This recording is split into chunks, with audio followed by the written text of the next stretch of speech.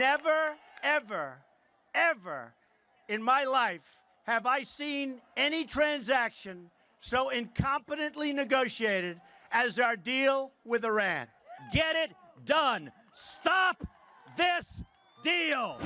Donald Trump and Ted Cruz at yesterday's rally in Washington opposing President Obama's proposed nuclear deal with Iran. The two, despite very similar messages, still far apart in the polls. A new CNN ORC poll shows Donald Trump at 32%, followed by Ben Carson at 19%, Jeb Bush at 9%, and then Ted Cruz at 7%. The ever-changing presidential race is the topic of today's Counterpoint. And once again, we are joined by Republican strategist Matt Mackowiak, president of Potomac Strategy, and Democrat Edward Espinoza, executive director of Progress Texas. Gentlemen, thank you very much. Matt, I'm going to start with you. I'm beginning to sound like a broken record here. Why do you think Trump keeps climbing in these polls, and when is this bubble going to burst, or will it? Yeah, it's a good question. I mean, you've seen Trump continue to consolidate about a third of the vote, and he's now not only in first place, but in first place in a very strong way.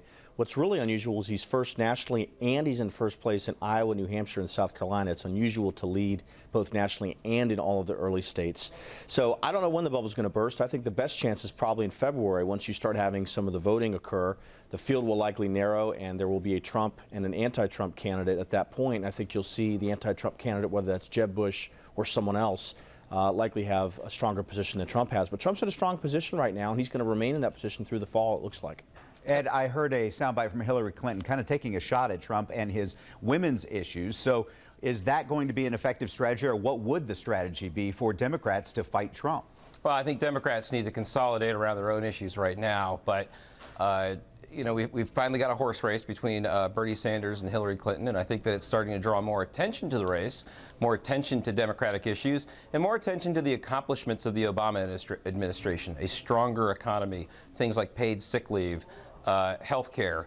Those are things that I think deserve valid conversation, and that the conversation will come back to as we look at more Democrats. Now, as for Donald Trump, he has had problems with the way that he has talked about the women's vote in the past, and a third of the vote is fine when you're competing against 16 other people, but it's not going to be enough when you get into the later on in the campaign when there's only a few candidates. Real quick, if we can, let's take a look at that poll that we just put up there. This is one of the latest polls, specifically talking, I believe, about Iowa. Bernie Sanders edging Hillary Clinton 41% to 40%. So, Ed, this issue of the emails and maybe some of the other stuff is clearly hurting Mrs. Clinton. How do you think she should deal with it moving forward? You know, I don't know that it's entirely due to the emails. I think that there's a lot of attention given to Bernie Sanders, again, because people are excited. It's a new time. There's no incumbent. They're hearing a lot from the different candidates.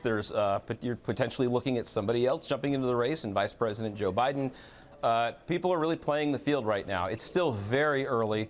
It's not even October yet, so we'll see where it goes. Yeah, Matt, quickly, at what point do GOP candidates have to focus more on Sanders? Well, I don't think they're going to focus attention on Sanders. They're going to focus on the Republicans and making the case against the Obama record. You have the next debate next Wednesday in California on CNN. I think that'll be a major development in the race. You have Carly Fiorina, who's likely to qualify for that debate. I think she'll go after Trump very directly. So, look, there's a lot of twists and turns that are left here, and how the candidates perform in those early states, Iowa, New Hampshire, South Carolina, is going to determine who remains viable when the bigger states vote in late February and early March.